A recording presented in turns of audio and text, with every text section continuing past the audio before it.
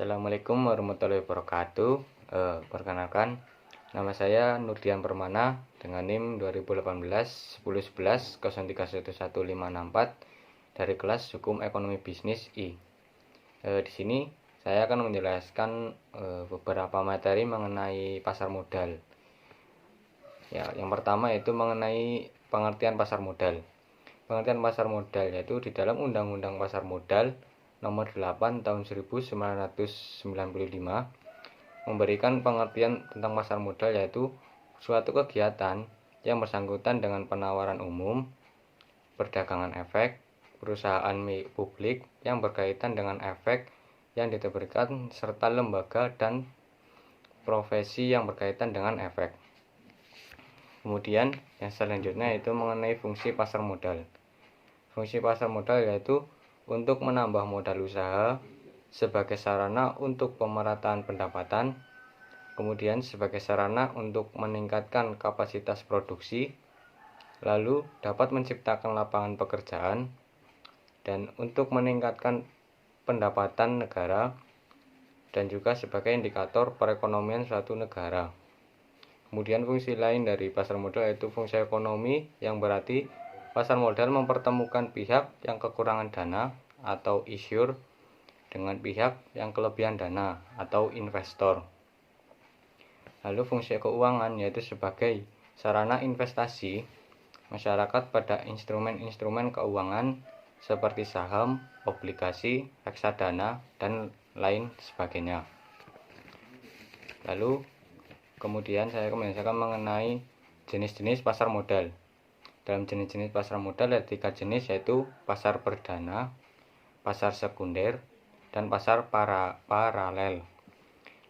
Pasar perdana yaitu jenis pasar modal yang melakukan penjualan perdana efek atau penjualan efek oleh perusahaan yang menerbitkan efek sebelum efek tersebut dijual melalui bursa efek. Kemudian pasar sekunder yaitu jenis pasar modal yang melakukan penjualan efek setelah penjualan pada pasar perdana berakhir. Pada pasar sekunder ini, harga efek ditentukan berdasarkan kurs efek tersebut. Kemudian yang ketiga, bursa paralel. Jenis pasar modal sebagai pelengkap bursa efek yang ada bagi perusahaan yang menerbitkan efek dan akan menjual efeknya melalui bursa dapat dilakukan melalui bursa paralel. Kemudian yang selanjutnya yaitu mengenai peran pasar modal. Pasar modal memiliki beberapa peran, diantaranya yang pertama yaitu sebagai lembaga perantara keuangan selain bank. Kemudian yang kedua, sarana melakukan transaksi jual beli, surat berharga atau saham yang memang legal dan terbuka untuk siapa saja. Kemudian yang ketiga yaitu menyediakan kesempatan bagi siapa saja yang memiliki modal untuk ikut terlibat di dalam dan berpartisipasi dalam berbagai kegiatan bisnis. Kemudian yang keempat yaitu pelaku bisnis mendapatkan dana atau modal tambahan sebagai upaya untuk ekspansi atau memperluas bisnis yang sedang dijalankannya. Kemudian yang kelima atau terakhir yaitu saat akan menjual surat berharga yang dimiliki, para pemegang saham atau pemilik surat berharga akan memperoleh likuiditas. Itu beberapa fungsi dari pasar modal. Kemudian yang selanjutnya yaitu mengenai instrumen-instrumen yang digunakan atau yang diperdagangkan di pasar modal. Yang pertama yaitu saham, yang kedua surat utang atau obligasi, yang ketiga yaitu reksadana, yang keempat yaitu exchange traded fund atau ETF, yang kelima itu derivatif. Pelaku di pasar modal dibagi menjadi 5, yaitu yang pertama emiten.